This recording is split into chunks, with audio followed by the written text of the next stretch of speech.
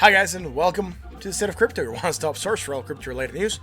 I'm your host Martin, and this is episode 155. Amazon next move on blockchain and Ethereum Classic futures. Now, if you're catching this stream live, welcome, and if you're catching the replay and have any suggestions for us, please leave us a comment below. We really want to know what you're thinking. Now, if you want to be up to date with the latest crypto-related news, make sure you subscribe, hit that like button and that bell so you're notified when we go live. And if you want to keep on chatting with us once the stream is done, you can join us on the Discord. The link is in the description as always, and so is the link to all the awesome articles that we cover here on this stream. Guys, thank you for being here. Thank you for showing up on a beautiful, what is it today? Wednesday night. Yes, Wednesday night, man. Already. Damn, half of the week is already gone. But yeah, thank you for being here, guys. Again, I hope you're having a great week, middle of the week. Trading wise, not a lot of stuff happening. Market moving moving down a little bit today. But really, other than that, it's just been kind of a slow day, right? I haven't been able to take my position on Bitcoin. I talked to you guys about that yesterday. My plan, my strategy. We did kind of hit those levels again, but I didn't go in, and I'll tell you why again whenever we go into the stream. The technicals part of the stream. But right now, let's keep on moving with this, and let's get on with the news, right? We do have some articles I want to get through. 1, 2, 3, 4, 5, 6 at least. Really want to see what's going on, right? The first one, I do believe is really good. Amazon, next move on the blockchain. Amazon is now investing time and money into researching the blockchain and its implications. Interestingly, though, their latest move aren't directly related to e-commerce, as one might expect. According to, sorry guys, I lost my, I do have a monitor that I keep for spotting me. Or it's not a monitor, it's my cell phone actually. That is to spot myself. And for some reason it kind of kicked me out. So now I'm back here. And, sorry guys, I'm still trying to figure it out. For some reason it's really not playing here. There we go. Awesome. There it is. I can see myself. And let me switch to the screen, right? For some reason, it's not switching. There we go. Amazon says moving blockchain, right? So they're investing money into researching blockchain implications. Interestingly, though, their latest move isn't directly related to commerce, as one might expect. According to some reports, they're now exploring how blockchain could be used to sort and store advertising data. Advertising is a big game and it's big money. Google, Facebook have built entire industries in their own digital advertisement platforms, and Amazon isn't too far behind either. Could the introduction of blockchain technology be the thing that sends them to the top of the advertising industry too? I doubt that. Just because they're using blockchain, they're gonna go to be leaders in the advertising industry. We can say that, you believe it, it's collecting data on you, right? Something weird happened with my sound. So Amazon is collecting data. That's why when you go visit again, it remembers what you looked at. It suggests, sometimes you get Amazon ads on other platforms that suggest stuff that you recently looked at Amazon but haven't purchased yet, maybe. Because they're collecting data and they're using it for ads, right? So a lot of people buy on Amazon. Amazon's also a worldwide company. But a lot more people use, I do believe a lot more people probably use Facebook than they buy stuff on Amazon. And a lot more people also use Google for searches than they do use Amazon. So I don't believe just because they use blockchain, they're going to go to the top of the industry, as this article poses that question. But I do believe that they are going to be in the run for that. And since they are a sales company, being in charge of that advertising data as well, it's probably going to give them an edge that other companies don't have. Google has shopping, right? Google Shopping. Facebook doesn't quite have a store, but there's people that sell stuff there. But again, Amazon is like the king of retail online. So I do believe they're going to have some edge, but not enough to get them to the top of the advertising industry. That's my way of viewing this right now. Of course, my view could be wrong, and Amazon could become the new leader in the advertising industry. Whatever. Still yet to be seen. It's probably still far ahead. Anyways, far away, sorry. Amazon is seeking to integrate parts of its advertising business with blockchain, and the Seattle-based e-commerce giant is looking for a senior software engineer to join advertisement fintech team focused on blockchain ledger. According to recent job posting, this new team based in Boulder, Colorado, will be focused on billing and reconciliation systems to provide transparency on transnational financial data, as that's what's stated by the job description. Anyways, by looking to employ an expert in their sector, Amazon has essentially admitted that they are investing a great amount of money and time into carrying out research in this area. Sadly, this is about as much detail as we have right now, and we can really tell what sort of products they're going to be launching as a result of this. And that's that for this article. Now let's move on to the next article. I already gave you my point of view on this. Anyways, this article I'm not going to cover. I do like the title. Why is YouTube King PewDiePie shilling Tron and BitTorrent? I don't care about why he's doing it. The article is interesting. I read it. I don't care about the why. I care that he did it. He's a guy that has 100 million followers. He's talking about Tron and BitTorrent. Some of the followers that don't know what crypto is might start doing research. He mentioned it briefly on a video, and I believe it's enough for some people to get curious as to what Tron is and BitTorrent, and take it from there, right? And that might bring some awareness into the cryptosphere at what Tron is doing, particularly with BitTorrent, and it could certainly bring adoption from curiosity, right? Like, he's a big name in the industry. He's not peanuts. And if he keeps on doing it and talking about Tron and BitTorrent and other cryptos, he could really bring a lot of awareness to the industry, which is more than any YouTuber that's out there could bring, right? Because I think he's the one with the most follows. 100 million followers is a lot. I think he's the first one to ever hit that number. So you could say that he's like the major influencer out there. So yeah, for sure. So that he talks about this is a big deal. Anyways, on to the next article. Enterprise Ethereum Alliance launches testing ground for blockchain interoperability. This is going to be important and it's going to be key. The Enterprise Ethereum Alliance, which is the group where financial and other industries explore private versions of the Ethereum technology, has launched a testing ground to bring about certified, branded, and harmonized business uses by the end of 2020. That's how this article starts. Now, the EA testnet will operate as a pre-certified sandbox where forks of Ethereum can be standardized according to certain specifications set out previously by the EA, which will make them interoperable with each other.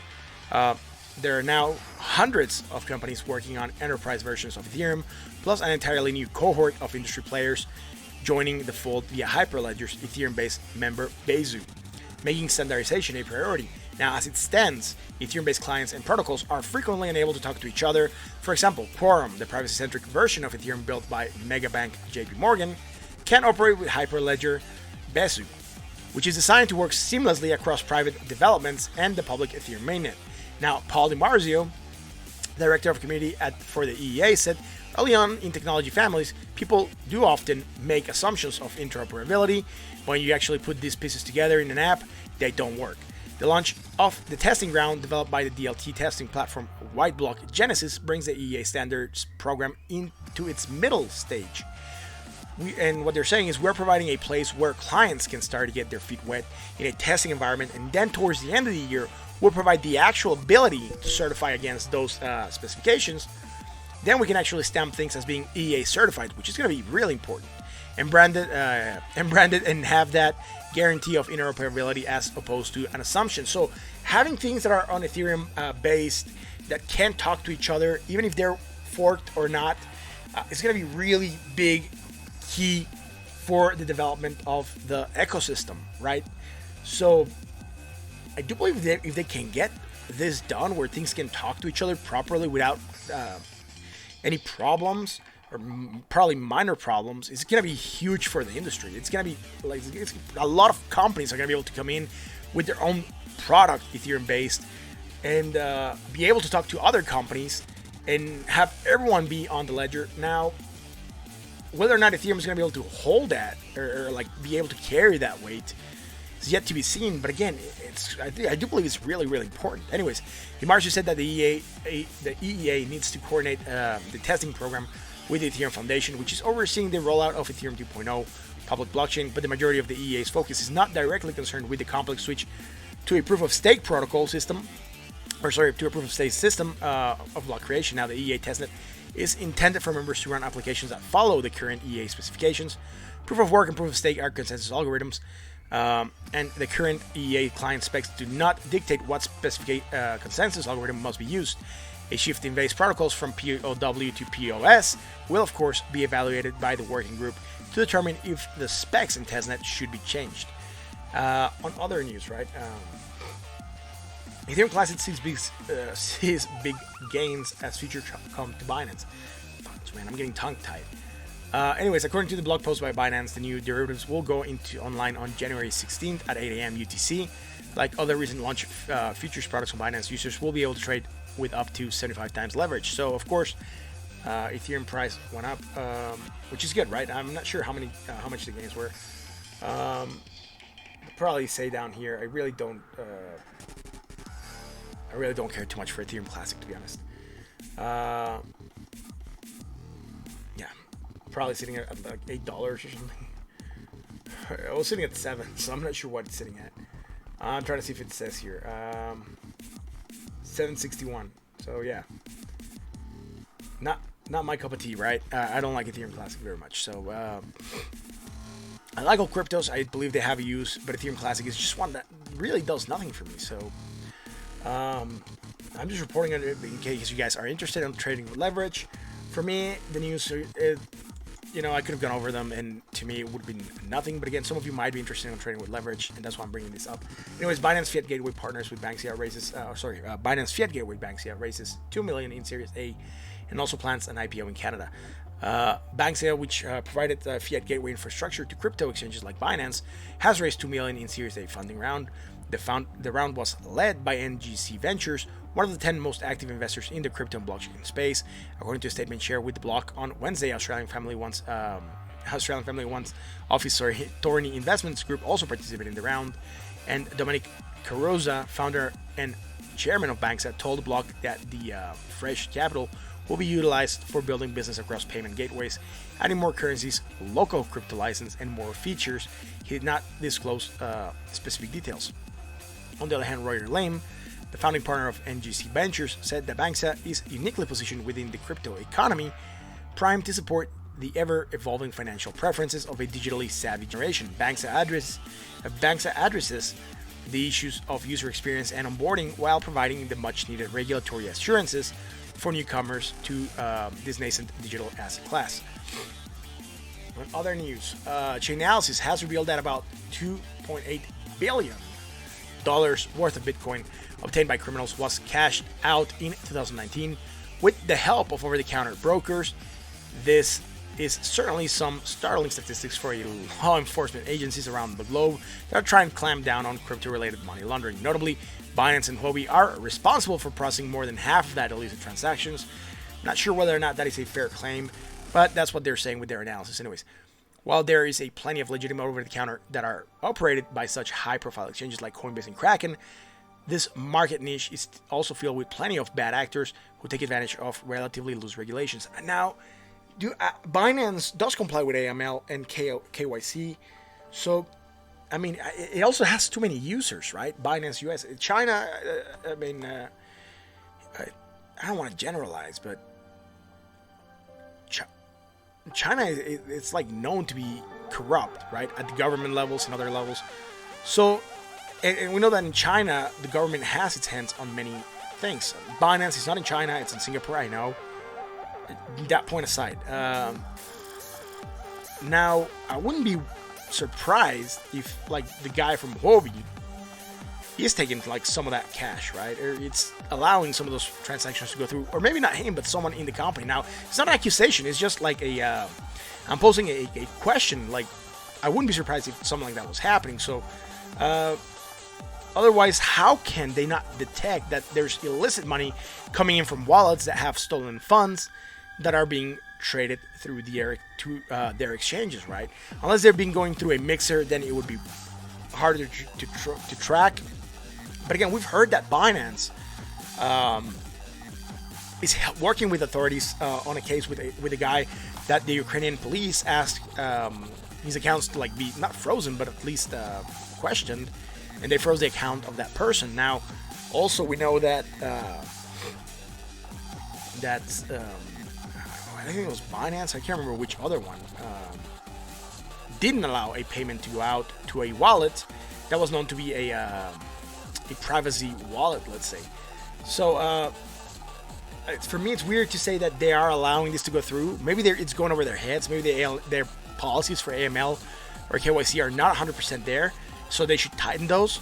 But to say that they're letting him go through just like that, I think there's other stuff that should be questioned, right? I wouldn't jump to accusations really quick. Anyways, Those over-the-counter brokers that facilitate illegal activities are collectively named as a Rogue 100 group, and they control a pool of Bitcoin wallets and offer criminals an easy way to convert their ill-gotten coins. Now, the firm adds that Rogue 100 could be responsible for 1% of all Bitcoin activity, which is a lot.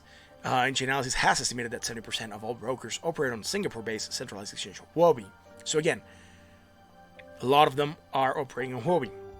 Less important players outside of crypto also rely on Binance, and the biggest, which is the biggest exchange by trading volume, and for turning Bitcoin into cash. Anyway, it's important to note that the Rogue 100 group doesn't necessarily cover the whole scope of illicit transactions that are happening on Binance and Huobi. And what they're actually saying at Chainalysis is that we think it's extremely likely that some percentage of the other highly active Binance and Huobi accounts taking in illicit funds are also belonging to corrupt over-the-counter brokers that have not yet been identified. That's it for the news. Let's jump on to the technicals, right? We were back after your technicals intro.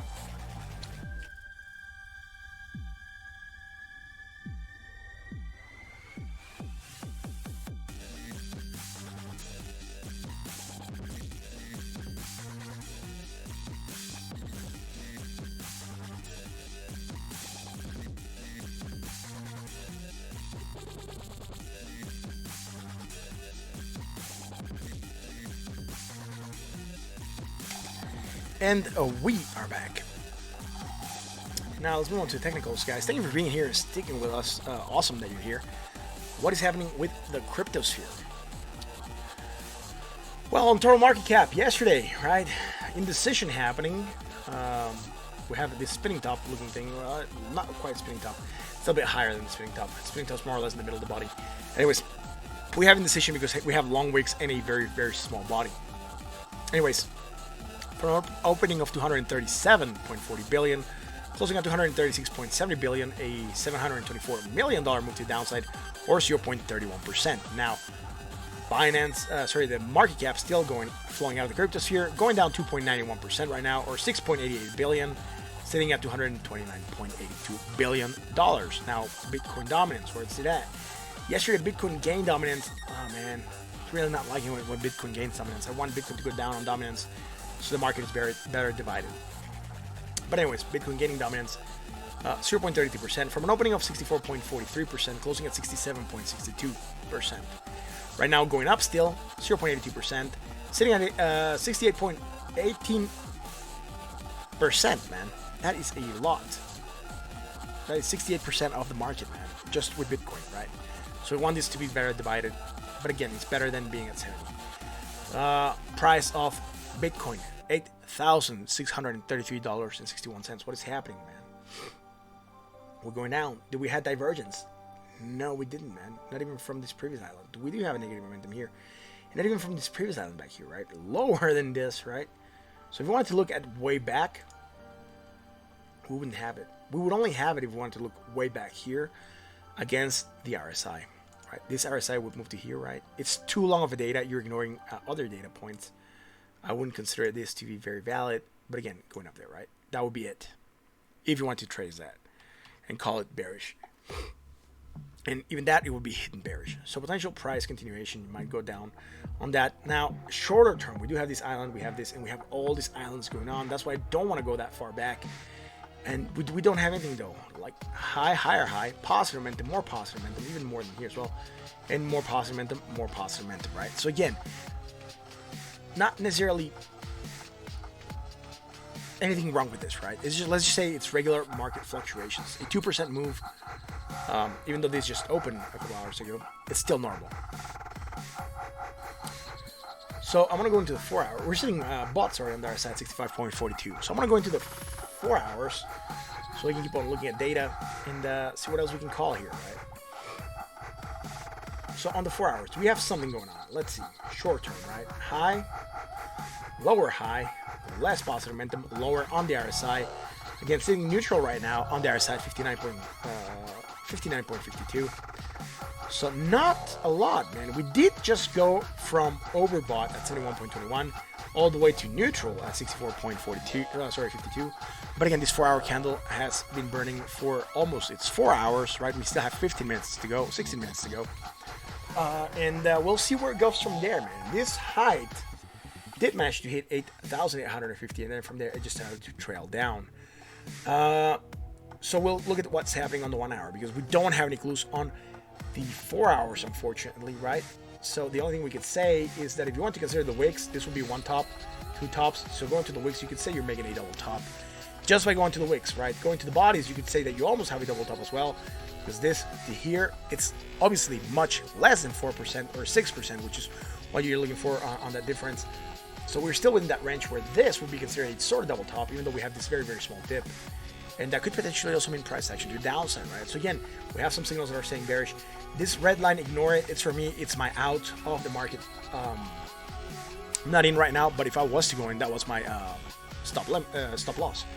So right now, stuff that we could happen, right? Come down, touch the 20 MA, and if we don't hold it and bounce from there, we're probably going to come down and touch 8,119. We might have some very, very small support here at 8,601. Seeing, like I said, neutral, losing that positive momentum. Let's go to the 1 hour. Now, yesterday I talked about my trading strategy, right? You can read it here on the screen. It's going to be small for you guys to see. I know that. I'm waiting for this to pop here on the side. Yes, it is visible. I'm looking at it on my phone. It's not the clearest. So I'll make this real quick here. Maximize it so we can look at it a little bit better. Hopefully you guys... Nah, it's really not showing up that great. Anyways, I'll put it the way it was. I was trying to see on the spot if I could make this look a little bit bigger. I'll zoom in and I'll tell you guys what it is, right?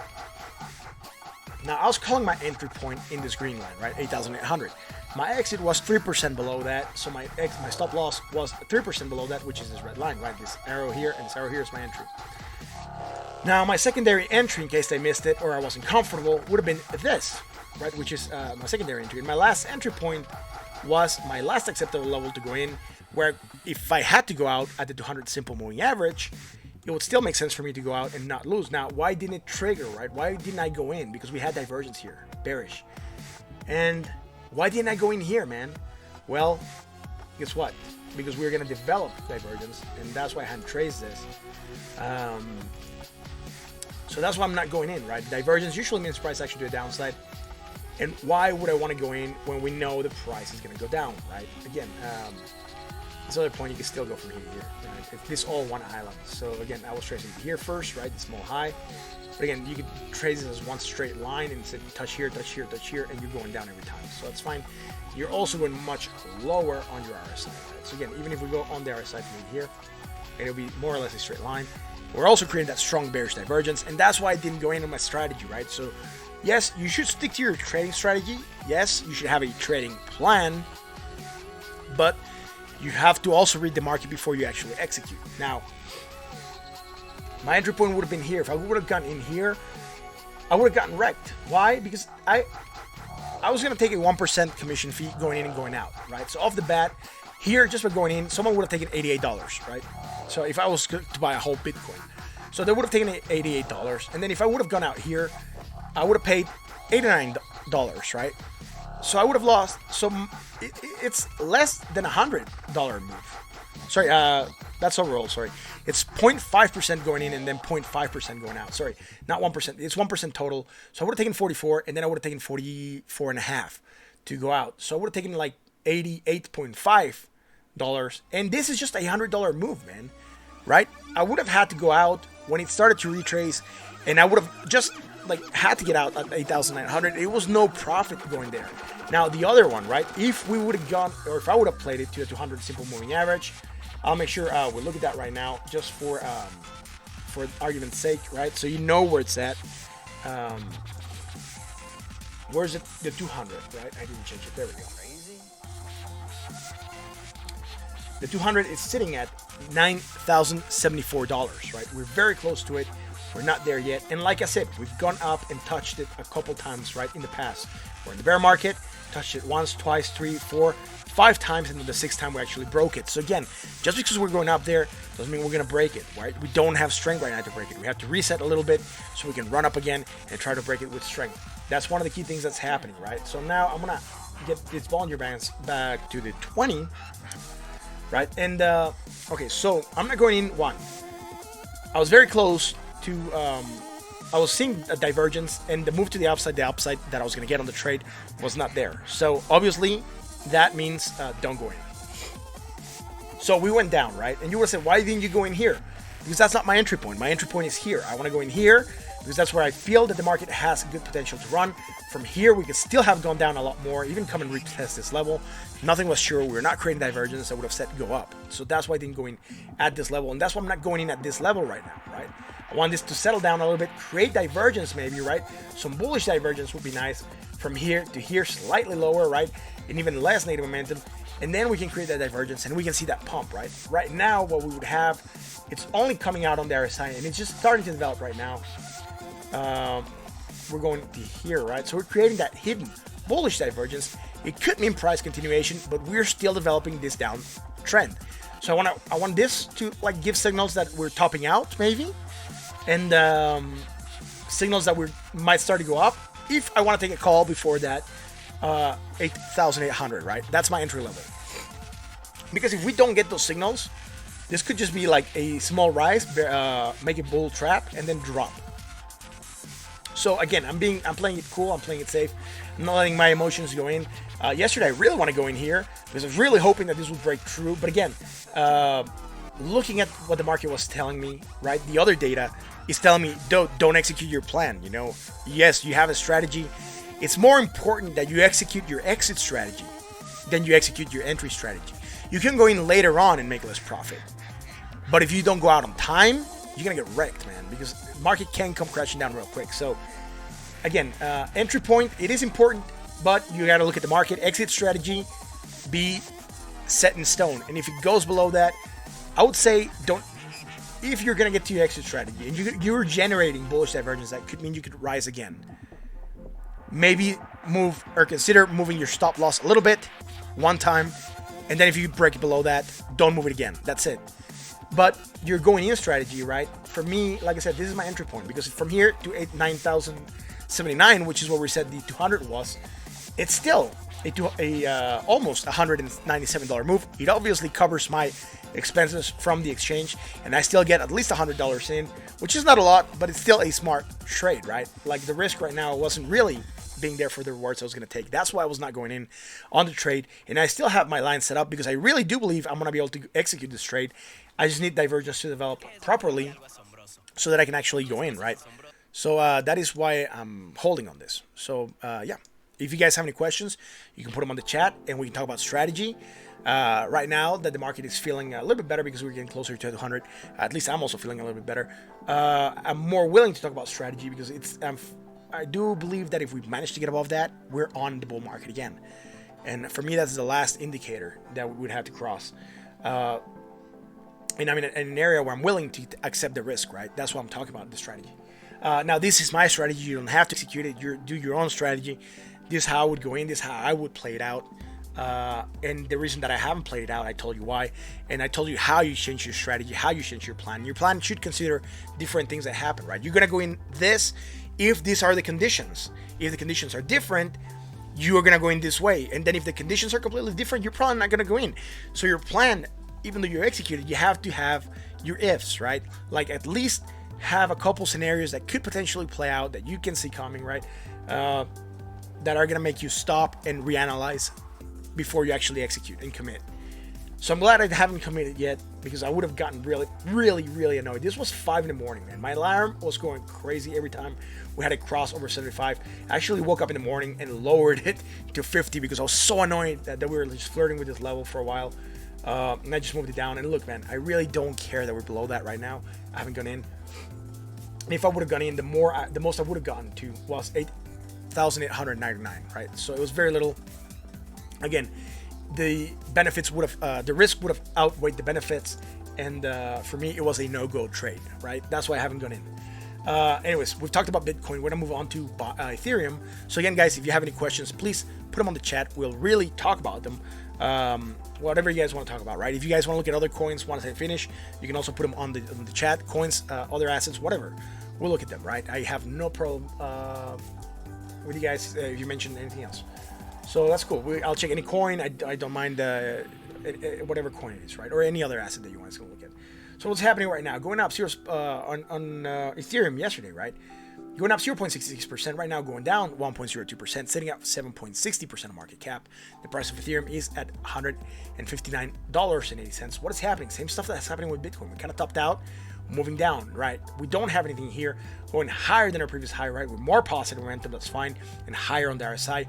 That's great, man. Really nothing here that we can call out. Right now, we're sitting bought on the RSI at 63.77.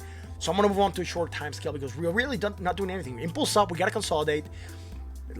So we gotta wait for this to consolidate a couple more candles and then we can call it, but it's a daily, so it's gonna take a couple days.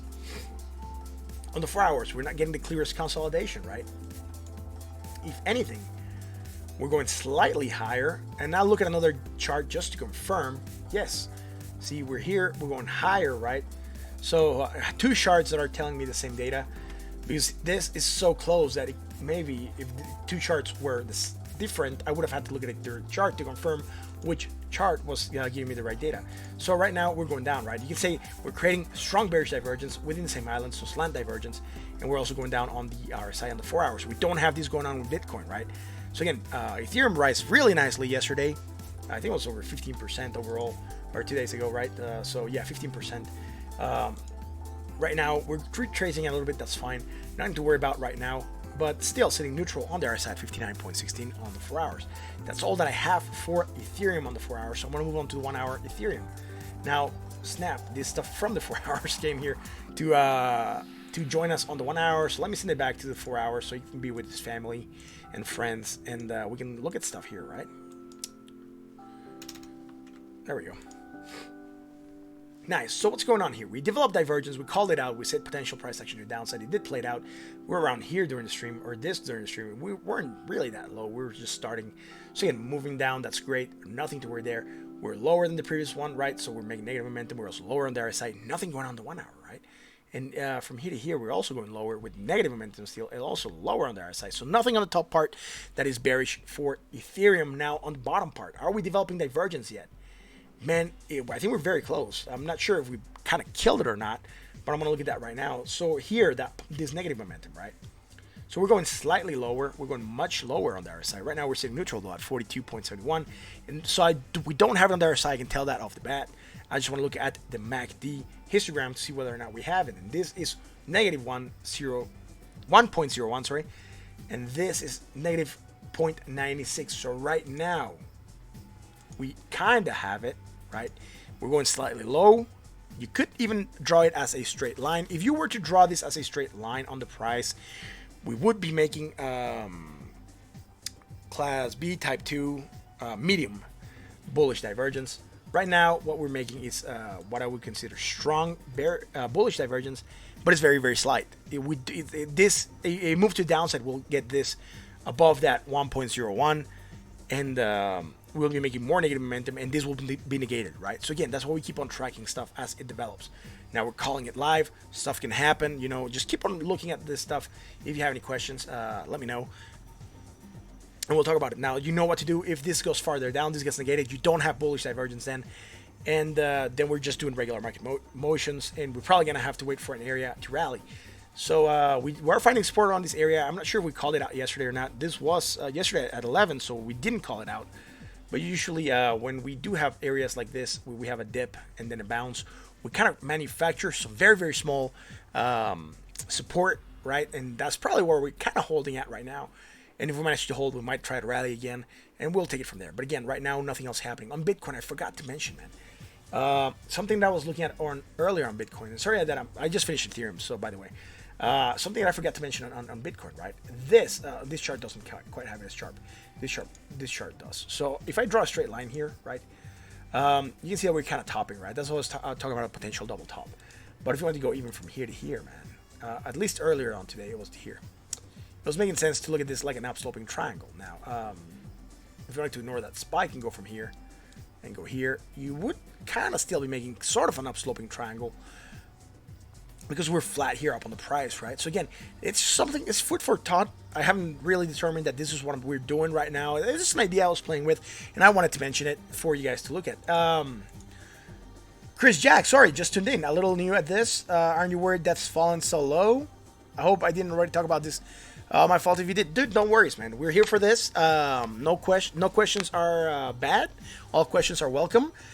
Am I worried that what has fallen so low? I'm not sure which part of the stream you typed this out. I hadn't looked at the chat yet. So I'm hoping that you were talking about Ethereum. And if you're talking about Ethereum, I can certainly go back and look at it. So let me know if it was Ethereum or Bitcoin that you want to talk about. And I will definitely focus on that and try to see which time frame we were talking about. If it was a 1 hour, the 4 hour, or the daily. But I wouldn't consider it falling too low yet, right? But let me know if it's Ethereum and Bitcoin, and I'll look at it, right? I'm waiting for you to come back with that. And yeah, no worries, man.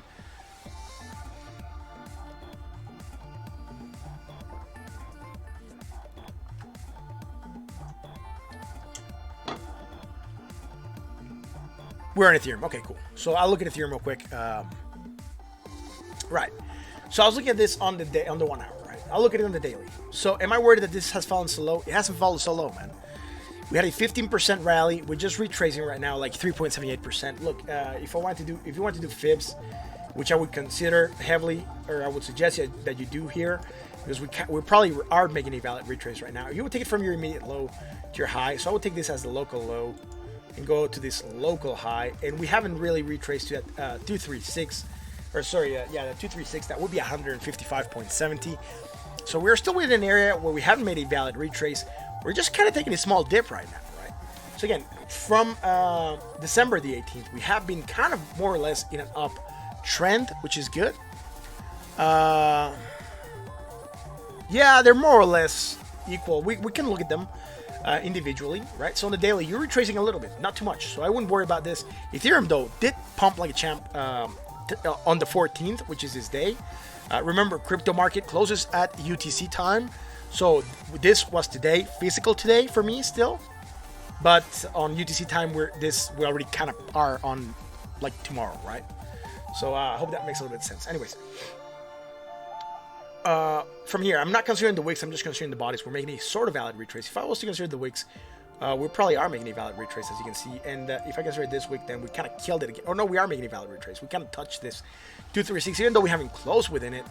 I'm not considering the wicks because I'm considering the market to still be a little bit bearish.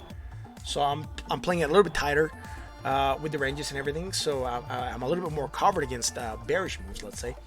When I'm bullish, I would usually take the wicks into account.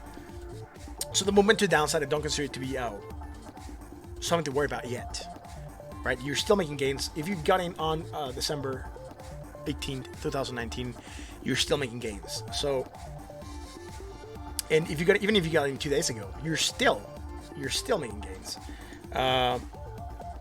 Look, if I take a measure move from yesterday opening to where we're at right now, you would still be making 11% from the prior day. So from 15, let's say you only lost like 3%, right?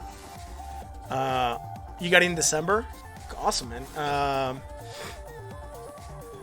Like I said, man. So if you got in December, I wouldn't be too worried about it. You haven't even retraced 23% of the way. Yes, you're making a retrace, but not so strong right now. Now on Bitcoin, though, let's look at this on Bitcoin, right? Bitcoin is even much better off than Ethereum if we look at that time frame, right? I'll even consider the same length. So December 18th, taking that bottom, right, of the opening candle, the green candle, and then closing it at the top of the green candle from yesterday, physical yesterday. You haven't really made that retrace to a 236, right? You haven't retraced 23% of the way. That line is over here, man, where I have my mouse. Look, you're still away from it. So you've made maybe less than a 10% retrace. So I wouldn't even be too worried about this, man, yet. Like I said, we're still developing. We're still trying to figure out what the market is going to do. We got to cool off a little bit before we try to run again, right? We cannot keep on running. We're going to get exhausted and really crash hard. We're still making positive momentum, right? Higher than our previous high still, right? So 144.11, 129. So we're making more positive momentum. So I still wouldn't be worried. Now, every entry point is different. So if I could know your entry price, then it would definitely make more sense, probably what I can tell you, than if we're just talking about like overall conditions, right? Because every entry point is different. If you got in at this point, then you're better off. If you're at this point, I wouldn't be too worried, but I probably would start to get worried if you go below 50%. You probably should take your gains, right? This was 8%. So if you go to 4% and your exchange takes a 1% commission, you're still in. You're still good. You're still making a 3% profit. So that's why I said, like, you should have your exit strategy, your entry point, and execute accordingly, right? Now for Ethereum, I wouldn't even be worried right now. If you get into Ethereum and we're at 11%, you're still making 10% from if you opened here, right? So again, if you want to take a 10% gain, you should go in. You're getting that 8,000, dude. You're still for Bitcoin. Okay, cool. You're still making a lot of dough, bro. So I wouldn't worry about that. Let's see Bitcoin real quick again. I'll look at this chart. Look at a different chart. This one's a little bit cleaner. That's why I want to look at this. Shooting at 8,000. Let's see. What was 8,000? 8,000. It's probably up here. Yeah, 8,000. Probably around this area. So if you're getting at 8,000, you're sitting at 8,600, right? You are almost. You're almost 10% up, I would say. So from 8,000 to 8,800, it is 10%. So right now we're sitting at 8,600. So you would be probably around 7%. Maybe. I'm just doing a rough estimate in my head, dude. So if you want to take a 7% profit, you can exit right now and then wait for another entry point. Or if you want to ride it out, that's your strategy, though. I cannot tell you what you should do with your money, right? I'm not an advisor. I can tell you what I see in the market, why I haven't gone in yet, and things of that nature. But again, you make your own decisions. I can just kind of tell you what I believe the market might do with the movement, upside or downside. I don't usually give targets. I do believe that is considered advice, and I really don't want to be giving advice. It can get me into a lot of trouble. So I do talk generally about what the market might do, and sometimes I might tell you prices, right? I won't make predictions in this channel, right? So if you're looking for predictions, I won't do predictions. I believe predictions are something that if you can predict every day in a row, then you can predict maybe 2 days in a row, and then maybe a week, and then maybe you can try and make a prediction for a month, 2 months, 3 months.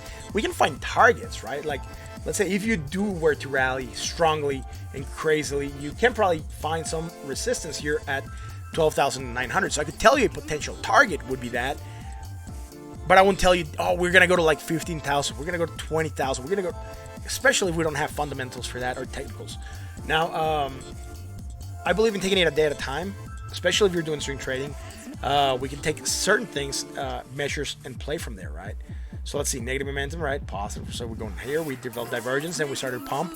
We created a head and shoulders. That's great. That's a reversal. And then from there, we've been pumping. So yes, we can talk about that and potential moves to the upside, but I won't give you a specific number because I don't believe that we should be doing that, right? No one knows a specific number. You can put targets, right? But not say we're gonna go to like 200,000 by the end of 2020. That's insane, bro. No one should ever do that. Anyways, Ethereum, you're getting at 138. You're still making 20 bucks. So 138 would be $13. If you're making above $13, you're still making over 10%. So you're probably still making good money on Ethereum right now because it's sitting at 159. So you're almost $22 up, right? Or $21 up. So you're still making good money. So I wouldn't worry too much. If you want to take a 10%, then set it up. You should set up your exit at a 10%. You're looking for the long game, yes. Yeah, I'm looking for the long game as well, but I haven't found an entry because I do trade. I do have a bag of XRP that I have on HODL. That is my HODL bag for my experiment. And then the rest of my money I took out of the cryptosphere, and I'm still trying to find my in. And I do have a plan. I kind of talked about that for Bitcoin earlier on in the stream. I don't want to go too back into it because I already discussed it. But if you want to catch the replay after the stream is done, just go to the Bitcoin segment and go to the 1 hour. The first time I talk about the 1 hour, and I talk about my plan, my entry point, my stop loss. Why am I placing things there? Why am I going out? Why am I going in? Right? Awesome. Let me move on to XRP because we also have some other people here that are also watching the show. that are interested in the rest of the market. And at the end, we can keep on talking about the rest of the stuff. So if you haven't done it yet, Chris, you should hit that subscribe and that bell so you're notified when we go live. I'm live almost every night at 9 p.m. It's usually daily, except when I have other commitments. I do have something coming out tomorrow. I'm not sure whether or not I'm going to be here. If I'm not, I'll post it on Twitter. You can follow me on Twitter as well. I'll just toss out the Twitter right now. But yeah, man, things are going great, man. A lot of stuff happening in the market. So what's happening with Ripple, right, on the daily? Yesterday, losing dominance, 0.51%. Right now, losing dominance still 0.76, sitting at 4.26% of market cap. I really want Ripple to gain more, man.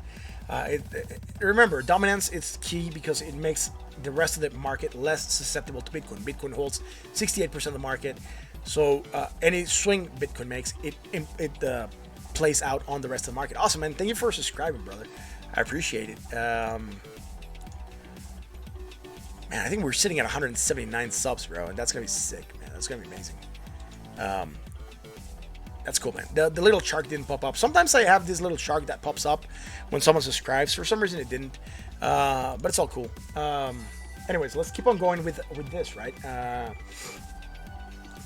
Price of Ripple, 22 cents, 22.391.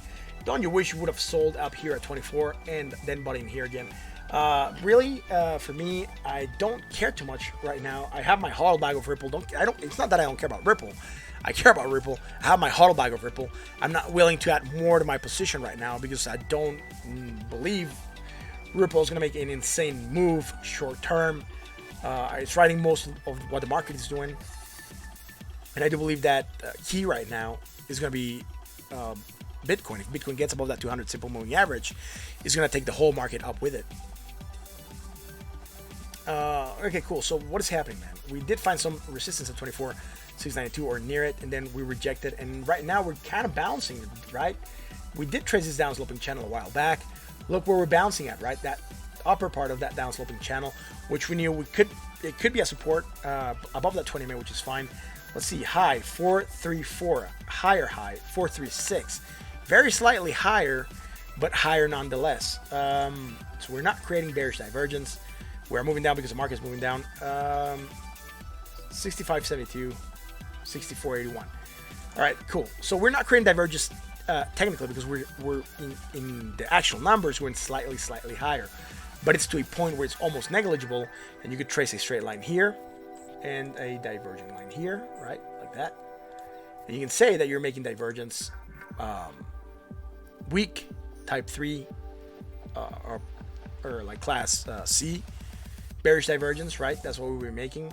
Now, let's just make sure this is gonna stay here. It is close enough to where you can actually call divergence, right? So again, if you want to believe that this is part of the reason that's breaking down, yes, I do believe that we find some resistance and we're breaking down from that as well. That's it for this. Sitting in neutral on the RSI at 58.13. So I'm gonna go to the 1 hour, 4 hour. On the 4 hour, let's see. This negative 52, negative 52. Okay, cool. So we really don't have any kind of divergence here. If this goes slightly lower, we're gonna create hidden bullish divergence that could mean price action to the upside. We're bouncing off the 20 MA on the 4 hours. So a really positive candle. That's great.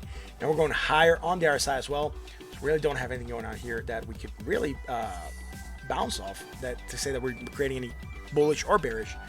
On the 4 hour chart, sitting at 52.99 on the RSI. On the top part, going higher than our previous high. Right after the high, we're going low, and we're going low here as well, and lower on that RSI on the MACD. So really no bearish or bullish divergence. Let's say regular market motion. Now on the 1 hour, we did call divergence. We were here during the stream. Look, we still managed to move down, and we tried to rally, bounce higher, right, than our previous high. And if you follow this channel and you know what this means, right, we're bouncing higher than our previous high, but we're making less positive momentum. We're actually at a negative on the positive momentum, right? So we're going to here. So we're going from a high to a higher high, from a positive momentum to a negative momentum, creating strong bearish divergence, price action to the downside, and we've broken down since. Now that is also playing out on the RSI. So we have bearish divergence. That's all that we have right now. Low, lower low, more negative momentum, right? Creating that bullish, not bullish divergence, going with the market. And back here where we do have negative momentum, it's too far back on data. I wouldn't consider it. But if you wanted to go to the previous island, which is what you should do, you can take it from here. and go all the way up here, right? And from here, and then go all the way up here. And you would technically say that you have hidden bullish divergence. That could mean price continuation. That could try to get you to pump. And probably part of the reason that we're stalling right now, because we're going to the previous island. Like I said, for my taste, is too much data that we're skipping over. So other than that, I don't believe we have it on the RSI, right? I think we're going. Are we going lower? Yes, we're going lower. So we also have it on the RSI. Awesome, man. So again, keep on tracking. This can get negated. This can still go dropping. I do believe it could be valid because it is the previous negative momentum island. But like I said, for my taste, it's too much data that we're skipping over. Now that we talked about XRP, below that 20 MA, where can we go? Well, if we still go down, bounce here again, and try to rally. If we rally, 20 MA would be the next target. We can find some resistance here at 22.74, and from there we could probably find something here at 23.36, and then from there on probably up here where we kind of rejected earlier, or we were rejected, right? Anyways, on to Litecoin.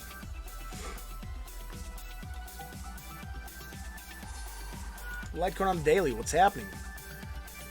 Yesterday losing a little bit of dominance, 0.24%. Right now losing more dominance, 1.52, sitting at 1.54% of market cap. Again, Litecoin is one of those coins that has been sitting very low for a while, so really any move it makes is not going to have much impact on the market. What's happening with Litecoin? Again, following the market, right? Looking a little bit like Ripple chart, if you remember. This is Ripple, right? Green, red, red. Litecoin very similar, right? Green, red, red. Finding resistance at the top part of the downsloping channel. We have not been able to break the major downsloping channel that we have been in. Now, where can we go from here? Well, downside, we probably find some support around this area, 49. Maybe here, 48.66. We do have some tops. And probably down here as well, 46. But that will be below that 20 MA. So again, the 20 MA and that 46 more or less congruent. We'll probably find some support here. If we break that, we have the middle part of the downsloping channel that we can use as support. Do we have divergence? No. High, higher, high, higher, high, higher, high. Going more positive momentum every time. That's fine. You're making more positive momentum to go higher. That's great. You're also going higher on your RSI. You're receiving bought on the RSI at 67.24. So that's it for this. Let's go to the 4 hours. On the 4 hours, high, higher, high, right? More positive momentum, higher on the RSI, being congruent with the market, moving down, but really not breaking below that 20 MA yet. Not even using it as support. Do we have divergence? No. Low, higher low, negative momentum, less negative momentum. That's fine. RSI, right? Higher on the RSI. So again, we're just looking like we're following the market. Really nothing bearish right now developing or bullish on the 4-hour charts. The 1-hour chart, though. Let's see, here we're going lower and then lower, so we don't have that bearish divergence that we had on XRP. Sorry guys, something is popping out here on my... I do have some alerts and they pop up on my phone, and I just want to make sure I'm not missing a trade or something else that I have set up. So what is happening? Sitting neutral on the RSI at 43.07. Again, let me check this out though. Let's see, 40, and we're going slightly lower. Okay, cool. So from here to here, we're going slightly lower. From here to here, we're going same, and here we're going lower. So we don't have anything going on against the RSI, but against the MACD, we do have Class C or Type 3, sorry, or weak bullish divergence, potential price action to the upside. We're trying to see a small rally. If we do go up, resistance here at 56.73, and then the 20 MA might be a resistance. Then if we break that, we might try to look again to the top part of the channel, unsure yet. If we break down from here and do a bull trap, a fake rally, but then drop, we do have some supports that we can look forward to, like 49, maybe something around here at 53.31. And then, but if we manage to break those, probably something here at 48.17, then we have the mid part of the channel to look forward to. So on to what else? What else are we gonna look at? Litecoin, Binance. Let's look at Binance. We haven't looked at Binance yet. Binance yesterday gaining dominance 6.50%. Right now losing dominance 3.56%. Sitting 1.12% of market cap. Again, very little value of market cap. Binance sitting at $16.56. Man, losing the gains from yesterday. Man, I think it's one of the worst performers. I think no one lost against from yesterday. Look, let's review real quick. Bitcoin still has, lost yesterday, lost today. So really, 2 days ago it hasn't lost, right? I think I screwed up when I said that Binance performed worst. Binance performed best because yesterday it still pumped, but I think it pumped in two parts from what I was looking at. Yeah, scratch that comment on Binance. Binance didn't pump as hard. It only pumped 9%, more or less what Bitcoin did. But yesterday still managed to pump 6%. Right now it's undoing what it did in the previous day. So we're bearish engulfing right now. And this day's still going on, so it still has a lot of hours to go. So we're not going to be hesitant and call something here. Now we're going higher than our previous high, more positive momentum, higher on the other side. Sitting neutral, sitting bought right now. So we're at 61.93. So really nothing we can trace. We gotta wait for this to develop a little bit more. Maybe we develop something on the 4 hours or the daily, right? So we're going flat, 187, 186. All right, cool. We're more or less going flat as well. Went slightly lower on the RSI. So really, if you want to call divergence here, it would probably be like this, right? And against the RSI, it would be like this.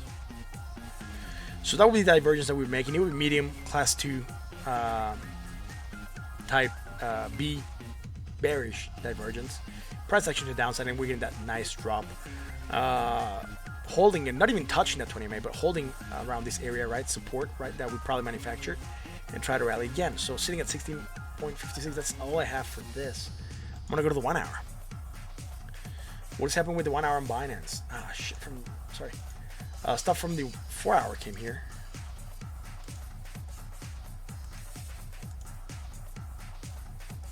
Not that. This is what we want to do.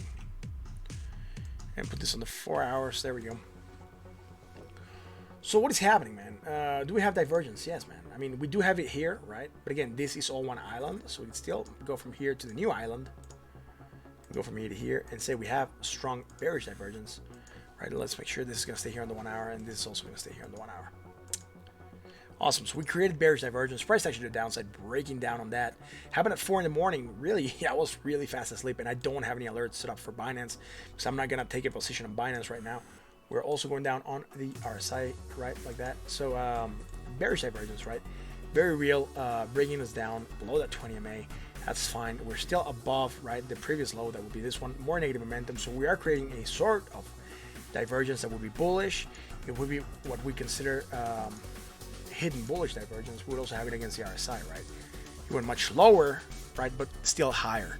So again, a chance that you might kind of round off around this area and try to rally. That's all that I have right now for the market and what we usually look at. So if you guys want to leave any comments, they're welcome. Any suggestions or any questions, you can put them on right now as well, and we can talk about them more in detail. If not, that's going to be it for the stream, and I will sign off. Guys, I do appreciate that you guys show up for this stream. I do appreciate that you guys subscribe, like, and do all these things that make it worthwhile, right, for me to be here, man. I do appreciate each and every one of you. Again, especially when you tune in on a Wednesday night, right? Every weekday, right? That you guys tune in any day. It's great. So again, if we don't have any other comments, that's going to be it for me. We did cross our charts, so I do want to go back to Bitcoin real quick. We're trying to pump from the divergence that we called out, right? We were down here. We obviously moved a little bit higher from when we looked at it, and that's fine.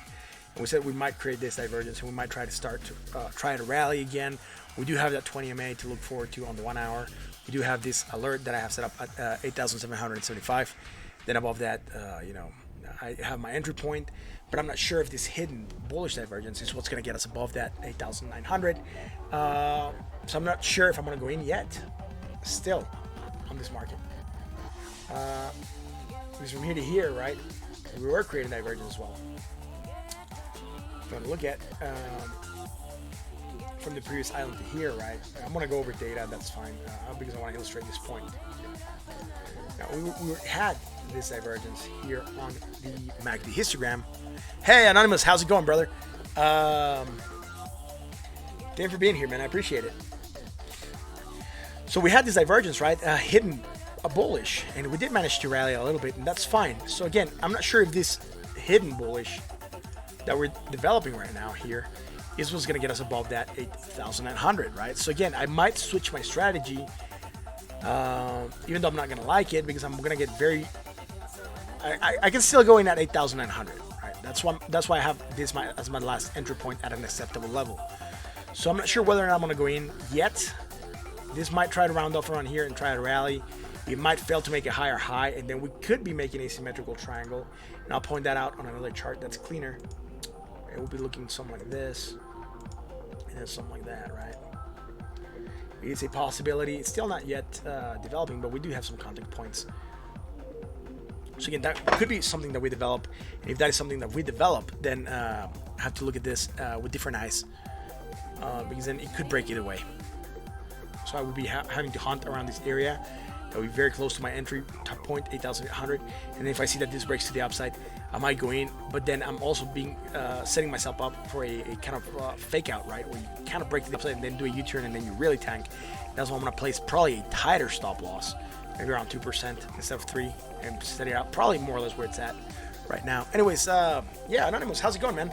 We just finished covering the market. So I was just going back to Bitcoin real quick to do a U-turn. Because we just crossed hours, and I was calling it divergence. And apparently, it's starting to rally a little bit right now. Not rally, but at least doing positive price action. And I'm really tracking my entry point here on my trade, which hasn't really played out. I think I'm gonna sleep tonight, and really not gonna care what the market does. And if I come in the morning and it's at 8,900, I'll go in. If it's above that, I might go in still. But really, yesterday night, my alarm was going off every night, every couple minutes. So I'm really, really tired. Yeah. So if you guys want to look at something else, do post it up on the chat and we'll look at it. Otherwise, I'm going to probably sign off. And we'll be here tomorrow, I guess.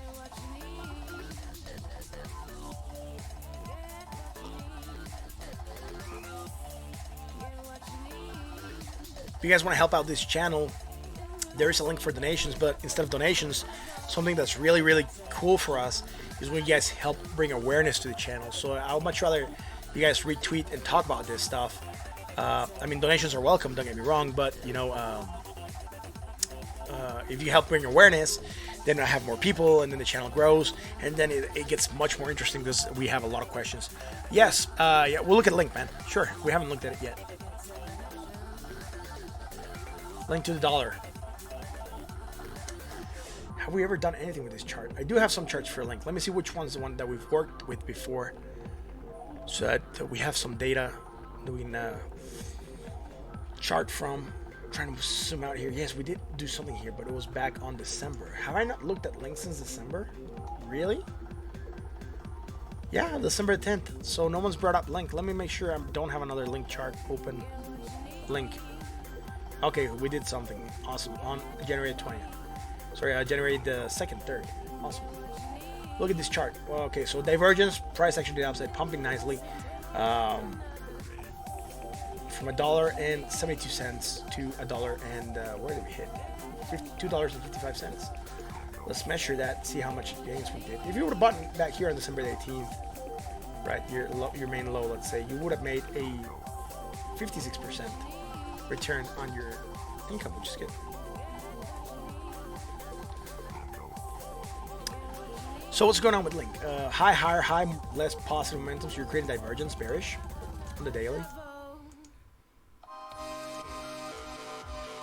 Awesome. So going down here, great, and going up on the RSI. It's sitting bought on the RSI at 62.81. But you're creating divergence, and probably part of the reason that you're starting to break down right now. Again, it makes total sense. That's fine. I wouldn't be too worried about this. Depending on when you get in, you're probably still making a profit, especially if you got in way back here, even here. You're still good. And then that, let's go to the 4 hours. 4 hours, low, higher low, more positive momentum. So we're creating, because this already played out to the upside, right? We were creating hidden bullish divergence, potential continuation for price. But something that worries me is this major thing that happened here, right? Sorry, this probably not going to be on the 4 hours, right? Yeah, it wants to send back to daily. So yeah, I'll clean this up real quick, because otherwise this is going to come on the daily next time I look, and it's going to be all freaky and weird. and make it look all nasty and stuff. And I really want my chart to look clean as much as I can. Awesome. So going down and going down, right? Strong bearish divergence. Price action to the downside. We're seeing that play out, holding the 20 MA, right? Closing at the 20 MA actually. And right now opening on the 20 MA and starting to move up a little bit. So it's good. Link is good right now. Let's see. Low, higher, low, less negative momentum. That's fine. Also higher on the other side. Nothing else here on the 4 hours. So we're the 1 hour. Did I not say that this should stay on the 4 hours only? No, probably I missed it. Sorry, clean up. 1 second. Clean up on chart. Chain link. This is chain link. And we're cleaning up the chart because it's messy. So 1 second, I'll look at the 1 hour and see what's going on here. 1 hour, we had to go short term. Because it's everything that's happening is in the short term. We don't care about the history right now. We care about what's happening now with chain link, right? So high, higher high, positive momentum. Sorry, let me make sure this is in the 1 hour. So it's going to stay here, right? So my next line should stay here now. So going lower, right? Higher, lower, creating divergence. That's great. And you know, bearish divergence is going to break it down. So we're breaking down on that bearish divergence, right? Higher in your RSI, low in your RSI, positive momentum, less positive momentum, low in the price action, high in the price action. Bearish divergence breaking down. So that's what's breaking us down. Low, lower low, more negative momentum, lower on the RSI. Now our more previous negative momentum island will be back here. And something similar to what's happening with Bitcoin, right? We went from this low to a high, higher low, right? And even though it's too much data, it is our previous island. So negative momentum, much more negative momentum, creating hidden bullish divergence, potential price continuation, and that could mean price action to the upside. Now we don't have it on the RSI, and that's fine. We just have it on the MACD histogram. So right now this could do a U-turn and start to pump a little bit. If you pump, you might hit that 20 MA and then try to break down. So that's the potential that this has right now. After that, you probably get up here again. But if you don't, then you probably have some support at 2.23. Then at 2.15. So that's it for this. Link. Oh, shit. My ears are feeling weird.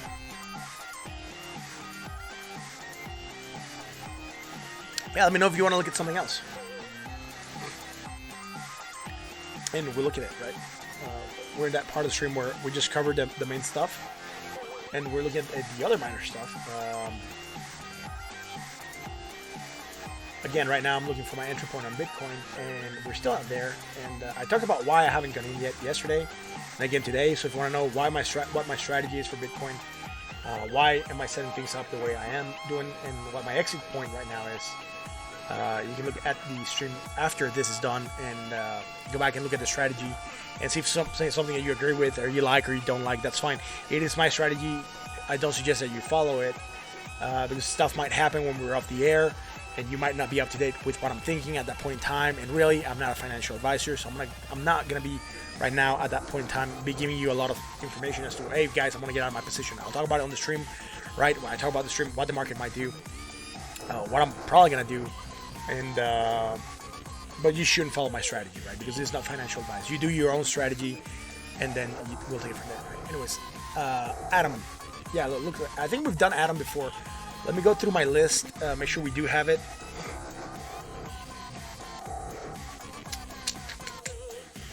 Where's Adam? Adam.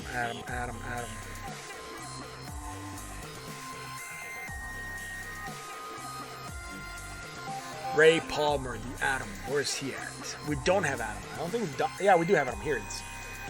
I'm not sure when we looked at it. The chart looks horribly choppy. So I'll look at the daily real quick. We haven't looked at this since December 11th. Alright, so, alright, last thing we had was divergence. We've kind of been within an uptrend for a while now. You could call it a very, very large, depending on where you want to chart from, right? So if you want to use this point back here, it'll look a little bit different, but I want to use this point for the sake of the stream from here. So let's say we're making a rising wedge, this usually breaks you to the downside. So beware on a potential break from a very large pattern that would probably hit a measure move from the top to the bottom. Right, this is going to be a rough estimate. Depending on when you break, you could probably see $2.63 if you hit a measure move, right? So right now, that's what I would probably call here. I might use the wicks just to give it a little bit more leniency. Right, there we go. And we're really approaching that end part of this rising wedge. Now, what's happening short term?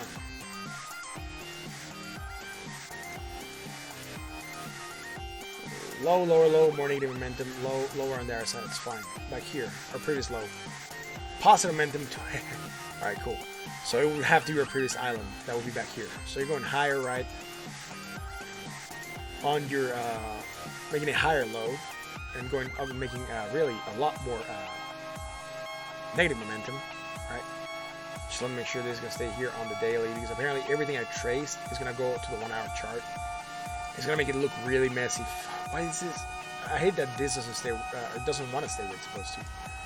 I think the last one, was it this? This one I haven't changed. Yeah, this one I haven't changed. There we go. Daily. So again, we're creating this divergence, right? We don't quite have it on the other side. 47.02, 46, so slightly lower. Yeah, we do have it.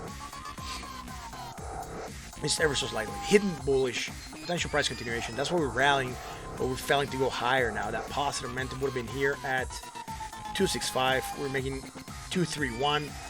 So are we going higher? Yes, we are. I do believe this closing is at 453, and this is at 454.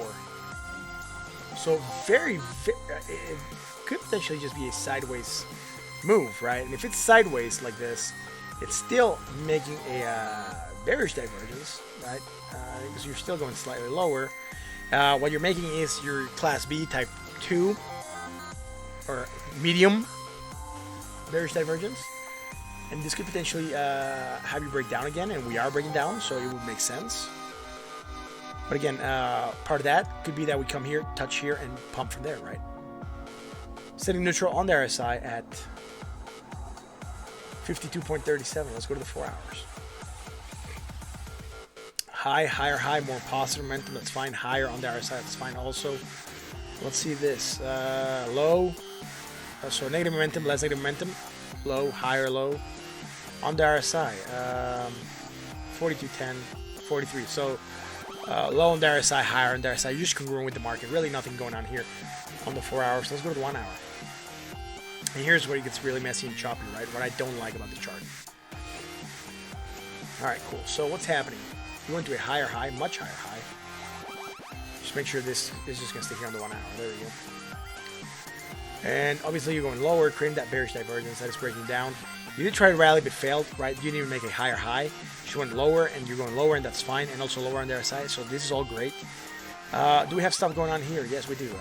Low, lower, low. That's fine. All moving great, right? Going lower, low. Sitting sold right now at 37.24 on the RSI. I'm trying to look farther back. The previous island would be this one. Farther back would be this one.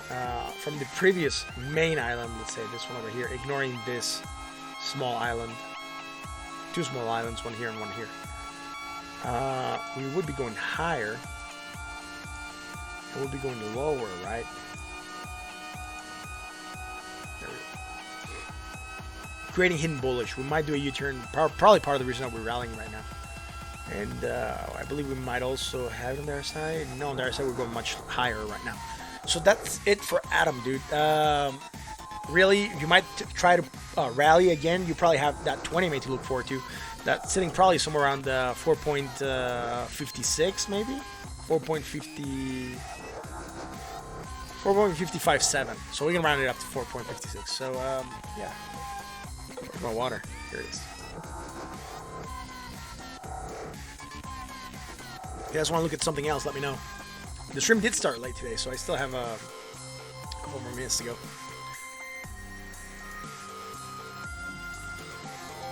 We can look at whatever you guys want to look at, so let me know.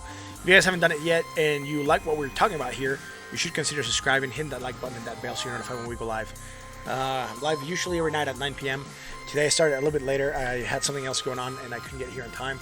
I didn't put it out on Twitter. I was just busy and then trying to get back here in a rush. And yeah, so I usually here at 9. So if you guys want to catch up with me, it's from 9 till we're done. We usually don't have a finish time. Sometimes I go on for 30 minutes if it's just the technicals and no one's here. And then if I have people... Ethereum Classic. No, I haven't looked at Ethereum Classic. I did talk about it on an article. I haven't looked at it. Thank you, Asgary, for bringing it up. I'll definitely go and look at it. Let me make sure I don't have anything open for Ethereum Classic because then it doesn't bring it up on the... I do have something open for Ethereum Classic. There we go. We haven't looked at Ethereum Classic in a long time.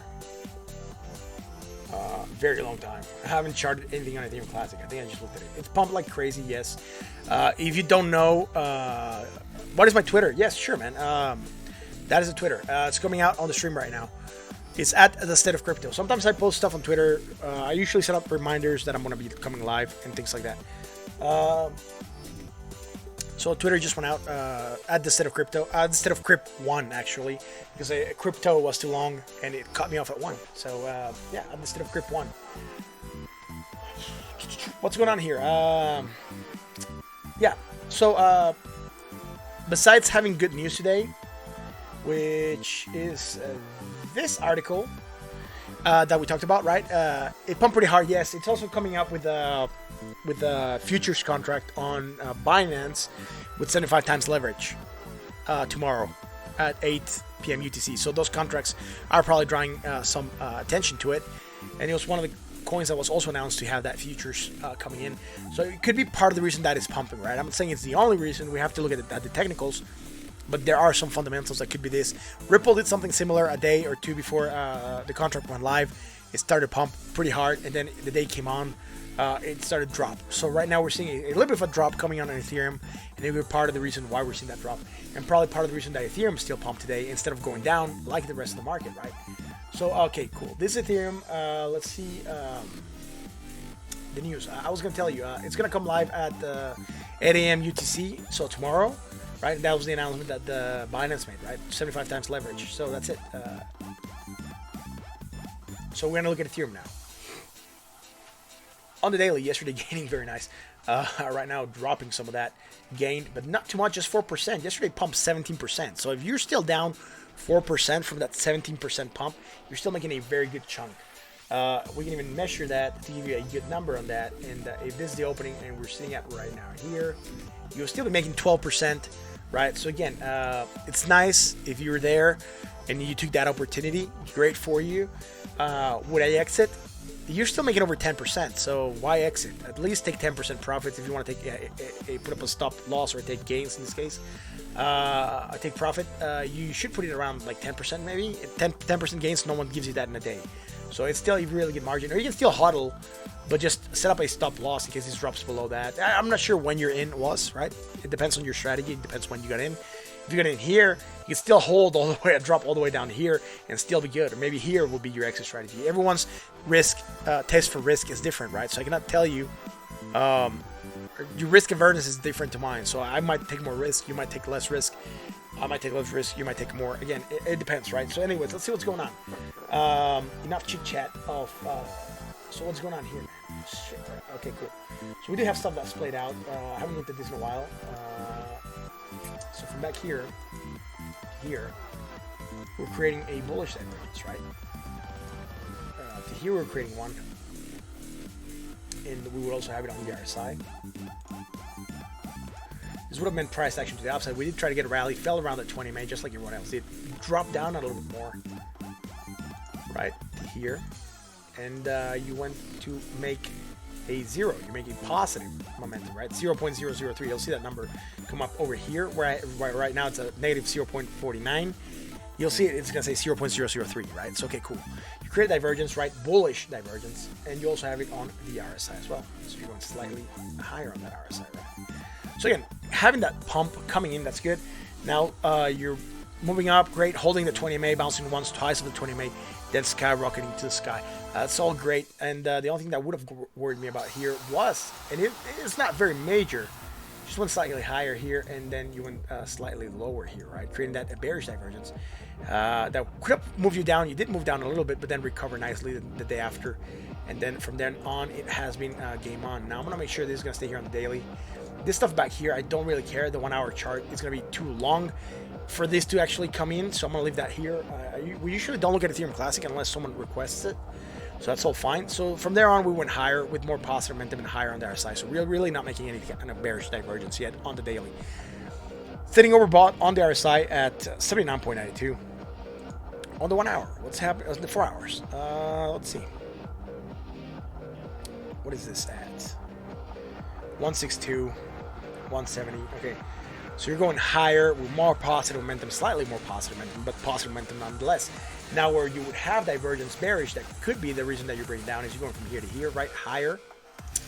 Just let me make sure this is going to stay on the 4 hours only, and then the rest of the stuff that we draw should stay on the 4 hours only. And okay, so you're going from here to lower, right? So you're going higher on your price, but lower on your relative strength. And that's creating that bearish divergence that moved you down, at least the candle. Right now, you're trying to rally a little bit or bounce a little bit. And you could, you know, and you could try to rally and then create bearish divergence here also. 172, 172, 170. Okay, cool. From here to here, it's very, very slight. You're slightly going down, and you're going up from here to here. So you're creating bearish divergence also there against the MACD, but it's very, very slight. And that's strong bearish divergence, right? Bringing down. Right now, you can try to rally, go higher, and then make it very, very low positive momentum and also lower on the other side and create bearish divergence again before you drop. Stock market, Dow, Jones, Nasdaq, and S&P. What do you want to look at? I haven't looked at the stock market today. I haven't looked at the stock market in the last couple days. Let me know, Anonymous, and I'll look at it after I finish with Ethereum Classic for Asgari, right? He requested it, so we're looking at it. So divergence, right? Bearish breaking down. That's it. Sitting bought on the RSI at 68.01. Let's go to the 1 hour.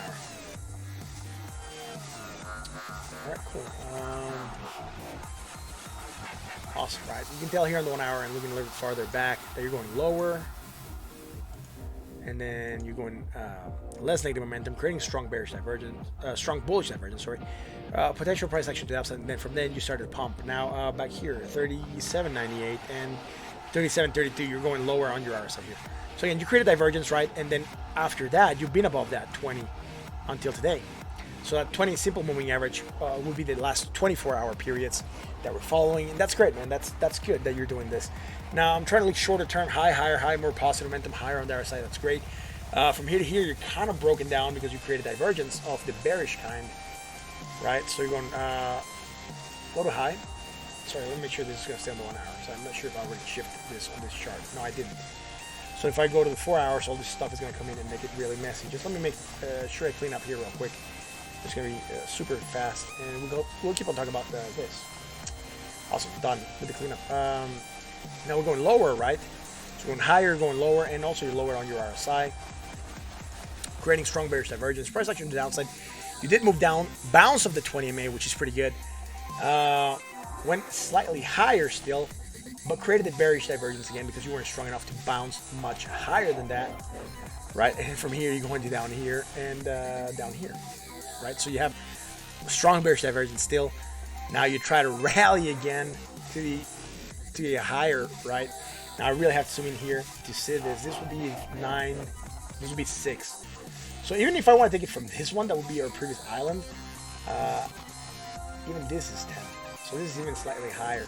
So from here to here, going down, right? You can see, I'll have to make this huge for you guys to see it, but see, right? High, lower, high, less high, right? Lower, positive and less positive momentum. That's the word I was looking for. And on the other side, we're going higher. So on the other side, we don't quite have this, but we do have it on the MACD histogram. We're creating bearish divergence, strong bearish divergence, price action downside. Finally getting below that 20 MA. Right now, try to rally and facing 20 MA as resistance. That's what's happening with this. Starting to get that contraction on the Bollinger Bands. That means volatility is leaving the market, and we might get a violent move. We have been channeling for a little bit. We're not as tight as we were back here, but we're certainly seeing some tightness starting to come in, right? Low, higher low. What is the most negative? 39.64. Okay, cool. So right now, in the more short term, right? Or in the shorter term, not more short term. Not just here. That makes sense. Right, I'll do this one here. That's right. You're going low, right? This is the lowest we've been. Yeah, it made sense to here. So we're creating a hidden bullish divergence, potential price continuation. You're in an uptrend, so you can kind of try and bounce off this area and try to pump, right? But again, you're rejecting the 20 MA. So I'm not sure how strong this 20 MA is going to be for this. Depends on whether or not we hold it. I hope this helps you, as Gary, with Ethereum. We did talk about why potentially pumped, right? This was on the 13th, so 2 days ago. We had divergence. From then we started rally. And then we had the news also that came out today about what Binance was going to do. And that is also probably part of the reason that we kept on pumping on the 14th. And right now, remember on the 15th, and the crypto market again, going out and moving everything. This was 4 a.m. on January 15th. So again, earlier today, Binance came out with the announcement, and that's probably why Ethereum kept on running. Anyways, now Anonymous, this have some. Let's look at stocks. Organigram, yeah, sure, man. We'll look at Organigram. Yo, Benny, how's it going, brother? Thank you for being here, man. I appreciate it.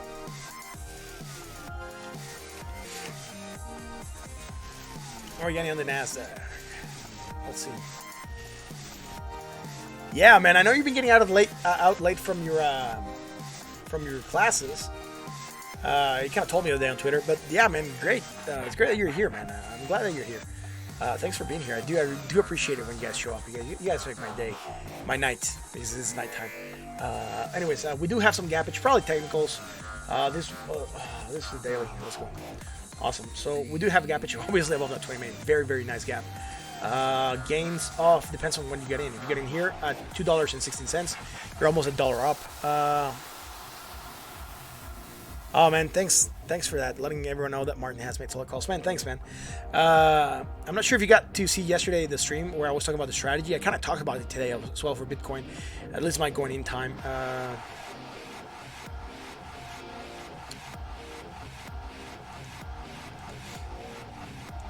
This does have fundamentals, right? Organic shares soar more than 35% Wednesday and help it lift the broader cannabis sector higher. Actually, the company's first quarter revenue more than doubled and beat analyst estimates. That's what's going up, on technicals. There's really no, fundamentals. Really no technicals, right? Low, lower, low, positive, negative momentum. RSI much lower. So really, you don't have technicals here. You're pumping on the good news that, well, you do have some technicals as well, I guess. We can call it from this previous island to here. I'm going to ignore this one bar island. Go from here to here. And say you're making strong bullish divergence, right? Probably why you pumped here. But then this came out with the quarterly earnings, and that's why you gapped up so much, right? And this divergence, you will also have it here on the RSI. So there we go. We have technicals and fundamentals working together hand by hand to give you a 30-some-odd% increase, almost 33% increase, right? So again, really good stuff happening. That's OGI. Let's see. Anonymous also requested COE. COE. China Online, I guess, group? Education group? Yeah, China Online Education group. Bitcoin to 5,500. Yet to be seen, Benny. Yet to be seen, brother. Why is it not showing up here? COE. I am hesitant to make that call. It's still $3,000 away, and we could say we're closer to hitting that 200 simple moving average and then rejecting it, and then potentially looking at 5,500 than just saying we're gonna go to 5,500 right now. I mean, we could.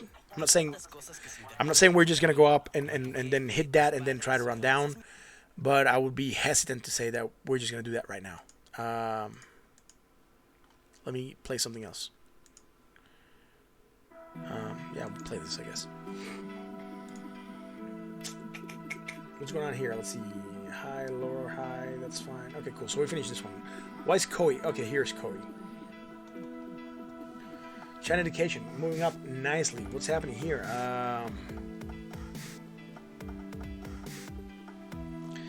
Really? There's only one article, and it's from December the 23rd. So I don't have anything for COE.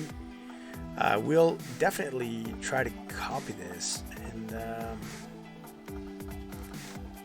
I'll look for an article on that real quick. I'm not gonna do a too much in-depth search for it because I really don't even know what this company is. Let's see, this from yesterday. Value Engine downgraded shares of China Education Group. Wow, from buying rate to a hold rate. New report. Okay, that's because it pumped, right? So instead of buying right now, it's hold. Because you're probably buying at a premium. That's what they're saying with that, right? You're buying high.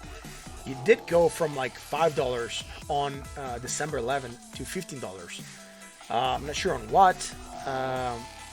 Apparently, this news article from December 23rd will be this date here or around this area. It's probably because hedge funds gave an opinion on this, from what I can see, right? And that is probably why this is pumping. Hit the bottom of the channel? Maybe, man. Maybe. Let me look at this on the weekly. It's not out for a long time, so it doesn't have too much data. If this was to be a downsloping channel, it could be, right? Let's see. Using the tops, and then this in the bottom.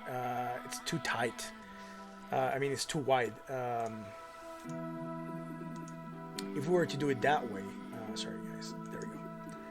I'd much rather look at this like a fallen wedge, and we know what fallen wedges are, right? Fallen wedges are bullish.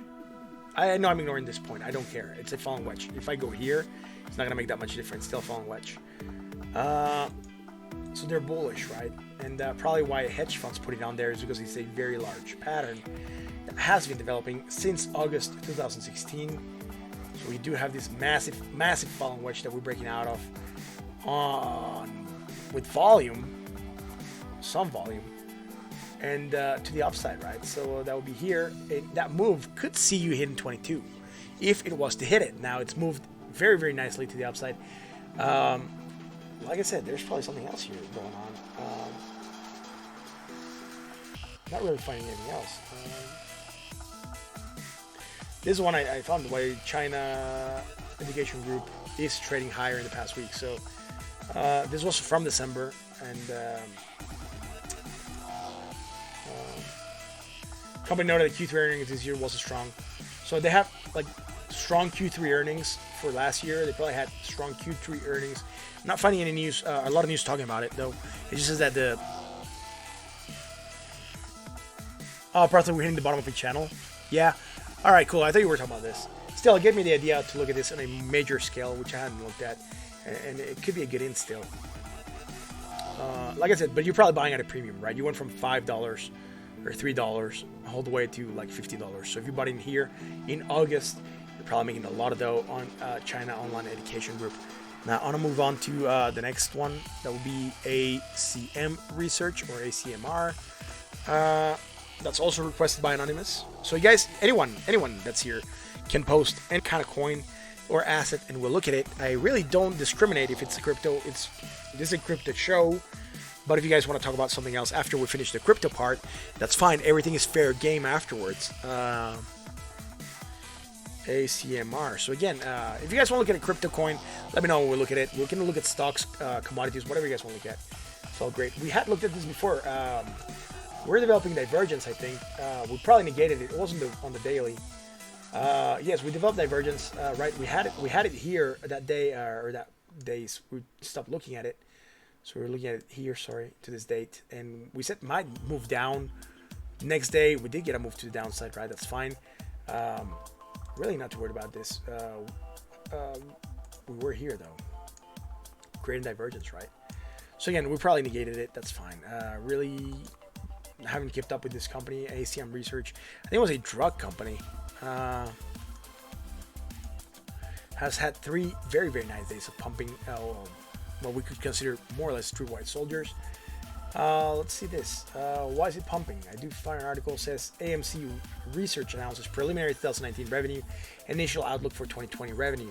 So they're probably coming out with very good numbers for that. Also announced that it expects revenue for the full year of 2020 to be in the range of 130 million to 150 million, which would represent an annual growth of between 21% and 43%. So that's why they're pumping, right? They have great news coming out.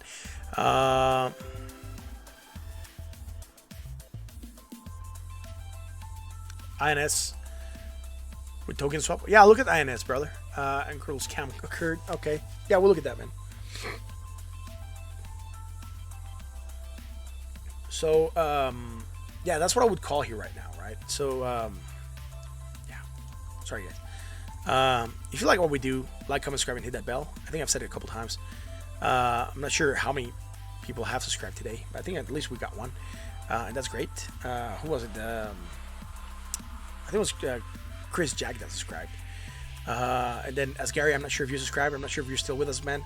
But if you are and you like what we did with the analysis for Ethereum Classic, and you want to give us a subscribe and a like, that's very welcome, actually. Anyways, on to this, right? AMC announces research. Okay, cool. So like I said, they're coming out with good numbers. That's why they're pumping like crazy, man. Back here, I think they had drugs approval or something like that. I can't remember when we looked at it back when. I think I deleted it, but I think it was here, man, that we were developing something around this area. It sounds about right. And there were some news that I remember we covered them back when. But right now it's pumping on good news, right? But watch out, we're hitting overbought at 89.08 on the RSI. Did I look at Dash? No, I haven't looked at Dash. I'll look at Dash after INS, which is the next one on the list from Benny. So you're overbought, right? Buying right now, I would also, I'm not sure if they changed the rating on this, but you'll be buying at a premium. It was $15. It's at $35. If you get in here on December the 10th, that would have been awesome. You would have doubled your money, a little bit more than double your money. But like I said, really, really high on the RSI. So again, be careful with this. On the weekly, let's look at this. Again, went parabolic almost, right? Like boom. You do tend to get pullbacks, so watch out for that. Also, you might want to come back in and cool off a little bit, or this might become the new norm, right? This has only been going on since October the 17th, so it's not very old. You don't have a lot of manufacturer previous support or resistances, or a lot of data going farther back to call this a top. It can still run. Again, just be careful. Let's go look at INS.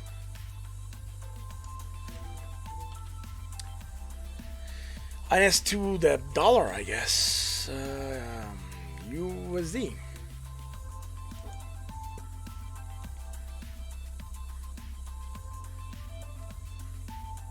We had looked at it before. It just popped up. I'm not sure where it is. Let's go again. INS USD. I think it took me to it for a second. There we go. INS to the dollar. There we go. We have it. I wouldn't call this a scam. We're still within a channel, right, that we traced from way back when. We kind of got below it one day. The next day we got above it again, giving it some validity. And we also hit this resistance of 17.54 cents. Now, we are moving down. We did hit the bottom part of the channel and used it as support to rally, right? So, it's just dumping harder than the rest. I'm not sure why. Let's look at the technicals. Right, on the technicals, we can see that we had divergence to merit that pump, right? So, sorry, this is the weekly. Let's go into the daily. Again, you can see that this was just one day, right? One day, the next day, opening week, next week, right? Something like that happened. And again, we do have divergence, right? We didn't. When I was saying on the weekly, it's still showing up here on the. I'm not sure when I looked at this last, but I do have something here.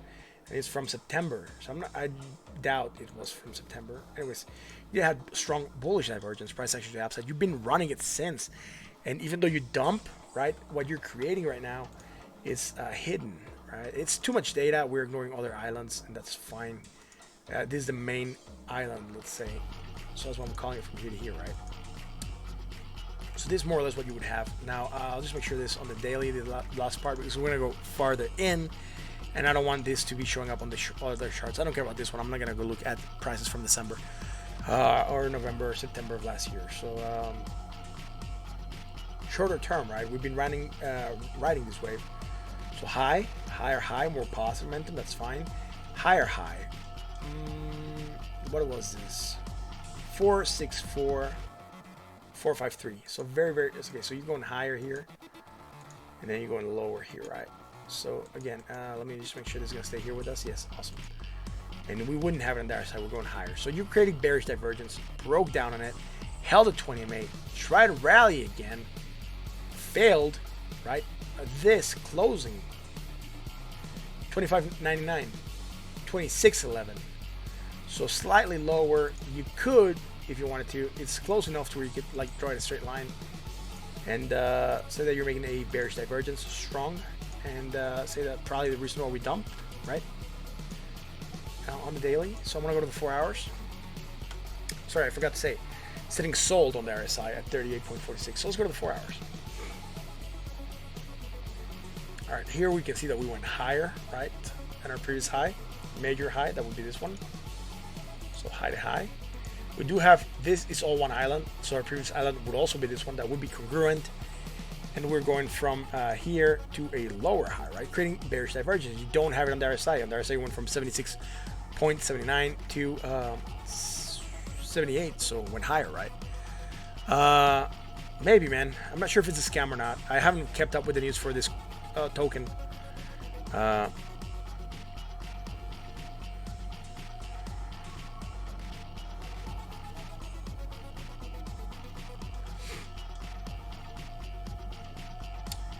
Yep, that's it. Again, divergence, breaking down strongly here after 20, man. You broke below it, you tried to rally, failed, and boom, moved to the downside strong. Holding that support though. Below it, next 4 hours, got above it, and right now holding it, right? Anyways, that's it for this. Sitting bought, oversold, sorry. Sold, oversold at 29.78. So, got tongue twisted there for a second. Shit, from the 4 hours coming here. Sorry, guys. Just want to make sure this goes back. For some reason, sometimes I change stuff and it stays. And then sometimes I change stuff and it doesn't stay. So all right, let's look at this. Low, lower, low, right? Low, higher, low, right? You could say you were making you could say, right, because we still undeveloped that negative momentum island. So right, you could say you were making hidden bullish, and you tried to rally but failed at the 20. Man, look at this, man. Hit it once, twice, 3 times, and the 4th time just like we're too weak, and boom, took a dive, a massive dive. Low, lower, low, negative momentum. More negative momentum, also low on the other side, lower on the other side. Really nothing that we can chart short term. You can say that this is an impulse down. You're kind of consolidated, up sloping a little bit from the looks of it, right? You'll be doing this. So again, up sloping consolidation usually breaks down. So that's what we could be looking at. Sitting oversold on the RSI at 29.54. I'm starting to get tired. I know, because I'm starting to call stuff wrong on the terms. I mean, I'm still correcting myself, but I'm starting to call stuff wrong. Anyways,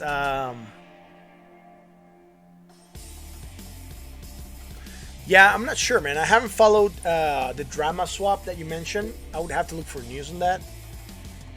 And I really didn't follow this coin that much, bro. So I have to look at it and then see what happened with that swap, and then understand it, and then try to figure out right from there. Anyways, Anonymous bringing out KNC, which sounds a lot like KFC, and it's making me hungry, and I haven't had dinner. KNC. Kyber. So I guess I'll take it against $1. I'm sure we've looked at this before. I'm not sure. This chart looks like crap under the 1 hour, man. Let me make sure we haven't looked at KNC before. It sounds familiar. I think we've done it before.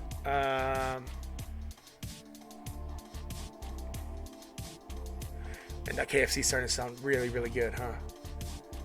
Sorry, guys. I'm super hungry right now. KNC.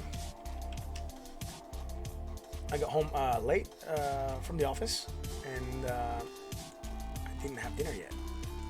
So I just jumped in here to this. Well, look at this one, man. It is a calculated by trading view, but at least the charts don't have all this gappage that make it look horrible. I'm positive that if we look at this on the daily, oh snap, I thought it was gonna look better, but it looks extremely crappy as well. So I'm not gonna look at this one, man. I'm gonna look at KNC calculated by trading view from Binance. All right, cool. What's happening here? All right, it's looking nice right now on the daily. We had divergence just like the rest of the market did, right? Back in November. So again, this is the daily. From there, we try to rally. Just let me make sure this is gonna stay here with us. Awesome. So low, negative momentum, less negative momentum, lower on the RSI. So you develop divergence on the MACD histogram against the price, right? Low, lower, low. Again, you pump from there. Very, very nice. Going higher than the previous high. That was this one. Even though we have positive momentum islands, I want to concentrate on the macro. So you'll be going from here to here. Oh yeah, still on the day. That's awesome. Hey, we're going from here to here. Okay, so you're both being congruent. Awesome. For a second there, I missed to get it. I was going to chart it to lower. Also higher on the other side. That's great. So divergence, pump. Then you broke. Held at 20 MA, then broke below it. That's fine. Retested a couple times. Failed to get above it until you did, and then used it as support and pump from there. That's what it looked like. That's what's happening here. Now high, right? Lower high, less positive momentum. Lower on the other side is just being good. Now, good. And now sitting at 71.49% of the market cap. Ines, could you get the list? Okay, it's the same comment. Sorry, Benny, I was reading your comment again. So what's this here, man? Let's go to 4 hours. What's going on here? Okay, so we had divergence, bullish, and slant bullish divergence. Right, low, right? You're going lower and their price and less negative momentum every time. Much lower on the RSI at 34.77. From there on, you start to pump, and that's fine. Again, this looks like some of the other charts, right? High, higher, high, more positive momentum. Even to a higher height with less positive momentum. But again, since Bitcoin kind of pumped, you probably pump from there as well. And that's what I'm going to call it at right now for this on this chart right now. I'm still gonna go on with the analysis for the rest of this. Just gonna get rid of some stuff real quick. I want this on the 4 hours, not on the daily. There we go. Same thing here. I want this on the 4 hours, but not on the daily. There we go. And from there on, you went higher into a higher high, and then again less positive momentum. But then you still managed to pump a little bit more, probably because Bitcoin did something as well. So again, this kind of didn't play out, right? You were developing divergence also on the RSI by then. And yeah, from here on, then you pump more positive momentum higher on the RSI. Again, as it keeps on developing, you got to keep on tracking it, right? Sitting overbought right now at 73.44. It's starting to revert a little bit. Probably something happened on the 1 hour chart. Let's look at that. Yeah, see on the 1 hour chart, we do have divergence, strong bearish. You're going much higher. Not that, this one. The 1 hour charts, there we go. Then we're going much lower as here as well, as you can see, and lower in the RSI, creating that divergence that is breaking us down on Kyber. Kyber Kitty, KFC. I'm super hungry, man. Yeah, that's it for tonight, guys. I guess I want to go with something. We looked at the stocks, we looked at the market, we looked at the crypto sphere, and we determined that yeah, we gotta wait, right? Particularly Bitcoin. Right now, let's say I'm looking for an entry point in Bitcoin. I'm not hunting for anything else but an entry point in the Bitcoin, because if we get above the 200 simple moving average, the bull market can be back on, and that's something that I'm looking forward to. I'm not sure who's still with us. I still says I have 5 people, but sometimes it just miscalculates and I have more people watching. So I'm not sure who's with us, but I might just sign off, guys. I'm a little bit hungry. I'm getting a little bit tired as well. Rough day, like I said. I just run home from the office and sat down and did some articles, and that's it. And then this. So it is 11:10 p.m. for me. We've been live for an hour and 50 minutes, and it's cool. I'll be here tomorrow again, so if you guys have other stuff you want to look at, we can look at it tomorrow. Markets are still going to be here. Again, I'm looking for my in on Bitcoin. I explained why I didn't execute my plan by going in at 8,800, which was one of my entry points, and it's because we were developing divergence, and here we're still going to develop divergence. So we're probably going to break down, which is what happened, and that's why I haven't gone in. Again, you have to have your plan, your entry point, your exit point being more important than your entry point. Don't fool yourself into thinking that the market is going to come back and come back and come back and then ride that wave down. Have an exit point, and then if you see something that might contradict the price still going lower, like finding bullish divergence or something, maybe move your stop loss a little bit, but don't move it afterwards, because if you move it once, you don't move it again. You need to go out when you tell yourself that you need to go out. But like here, why didn't I go in? Because I found divergence, bearish, price action to the downside. I was tracking it and looking at it and said, hell's no, man. This is going to ride down. Potentially, I'm not going to get any worth of my money if I go in. I'm going to be buying at a premium. I'm probably going to be taking a hit. So I want this to really clear out a little bit before I go in. That's why. Anyways, If you like what we do, you know what to do. Hit that like, that bell, that sub to be notified when we go live. This is Instead of Crypto. I'm your host, Martin. It has been a pleasure being here with you guys tonight. Talk about crypto to your friends, to your family, to your coworkers. Let them know that we are here. This is a really good channel for crypto. We talk about a lot of stuff, mostly crypto related, but we are very fair on what we do say and what we do talk. And yeah, that's going to be it for tonight. This song is depressing, man. It's slow. Let's switch to something else. This one might be good. It's called World Lazy Panda Days. I'm not sure if it's going to be good or not. I'll fast forward a little bit. No, slow. This one might be good. Edge of Tomorrow. I think we've signed off to this song before. Yeah, that's going to be it for tonight, guys. I'll catch you tomorrow for another edition of the State of Crypto. Make sure you tune in, 9 p.m. Central. If I'm late, I usually post it on Twitter. Today I didn't have time. I was rushing to get back home from the office so I can do the stream. Again, guys, thank you for watching. If you like what we do, you know what to do. I'll catch you tomorrow.